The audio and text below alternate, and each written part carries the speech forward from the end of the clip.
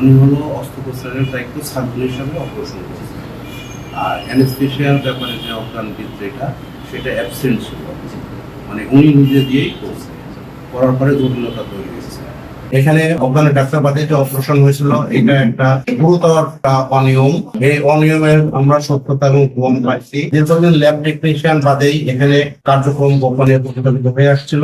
এই অ্যানেস্থেশিয়ার ডাক্তারের অনুপস্থিতিতেই উনি এই কার্যক্রম পরিচালনা করার সিদ্ধান্ত নেন। সার্বিক দিক বিবেচনা করে ভোক্তা অধিকার সংরক্ষণ আইনে আমরা তাদেরকে 1 লক্ষ টাকা জরিমানা করি এবং পরবর্তী নির্দেশনা না দেওয়া পর্যন্ত কার্যক্রম বন্ধ। এখানে গত 5ই জুন শুক্রবার দর্শনা থানাধীন হরিশ্চন্দ্রপুর গ্রামের মুসলিমা খাতুন নামের একটা জরায়ু টিউমার জনিত কারণে এখানে ভর্তি হয়ে অপারেশন হইল। ক্লিনিক কর্তৃপক্ষ অপারেশনের জন্য ভর্তি করে গত 5ই জুন অপারেশন থিয়েটারে অস্ত্রোপচারের মাধ্যমে এটা অপারেশন করার সিদ্ধান্ত নেন টিউমারটা। এখানে অস্ত্রোপচারের দায়িত্বে যে ডাক্তার ছিলেন ডাক্তার সরেন, যতটুকু আমি জানতে পারছি উনি অপারেশনের কাজে নিয়োজিত ছিলেন।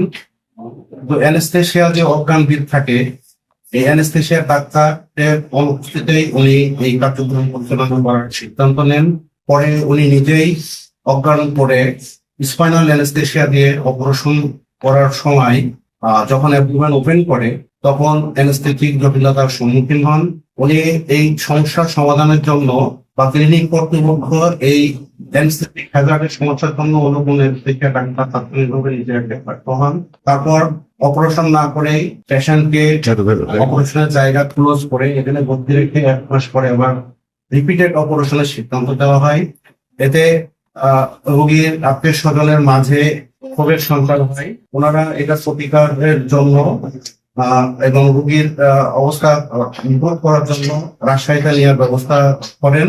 ক্লিনিক কর্তৃপক্ষ এখানে রেখেই 1 মাস পরে অপারেশন করার জন্য বলেন। পরে ওই ভুক্তভোগী ভিকটিম রোগীটি চুয়াডাঙ্গাতে বেসরকারি এক প্রাইভেট ক্লিনিকে ডাক্তার আব্দুল্লাহ আল মামুন এবং তার সার্জিক্যাল টিমের সমন্বয়ে অপারেশন সম্পন্ন করেন ওই দিনই। রোগী যতটুকু আমরা দেখছি রোগী ভালো আছে। এখানে অপারেশন বাদেই যে অজ্ঞানের ডাক্তার বাদে যে অপারেশন হয়েছিল এটা একটা গুরুতর একটা অনিয়ম। এই অনিয়মের আমরা সত্যতা এবং প্রমাণ পাইছি। আমি চিকিৎসক সংশ্লিষ্ট চিকিৎসকের সাথে কথা বলেছি এবং রোগীর যে স্বামী আছে ওদের সাথে কথা বলেছি।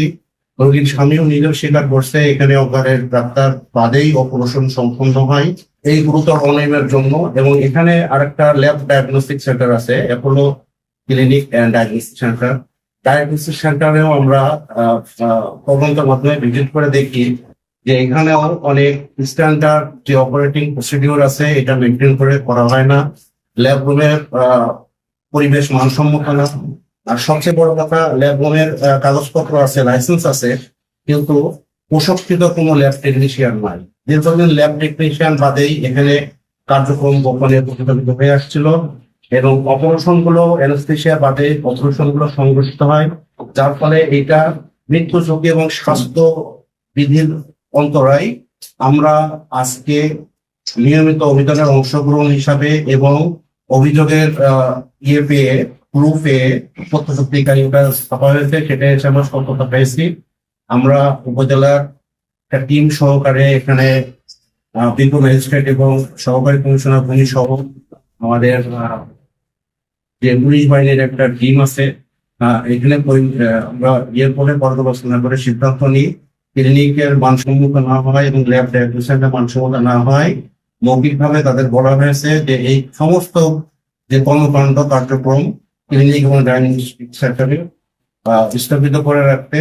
পরে জেলা স্বাস্থ্য বিভাগকে এই গুরুতর অনিয়ম এবং অভিযোগের সমস্ত জিনিস অবহিত করে ক্লিনিকের বিরুদ্ধে শাস্তিমূলক ব্যবস্থা এবং লাইসেন্স বাতিল সহ অন্যান্য যে প্রসিডিউর আছে সেগুলো সুপারিশ আমরা করব।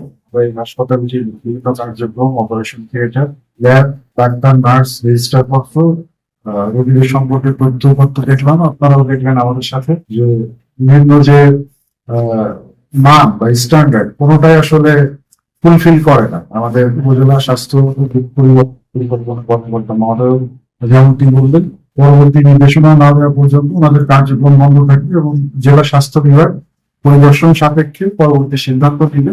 আর যেহেতু একজন রোগীর জীবন তারা হুমকির মুখে ফেলেছিল, সেই এর আগে বিভিন্ন সময় নির্দেশনা দেওয়া হয়েছে তাদের অবস্থা উন্নতি করে, কিন্তু আসলে কোনো কার্যত গুরুত্বপূর্ণ কোনো পদক্ষেপ তারা নেয় নাই।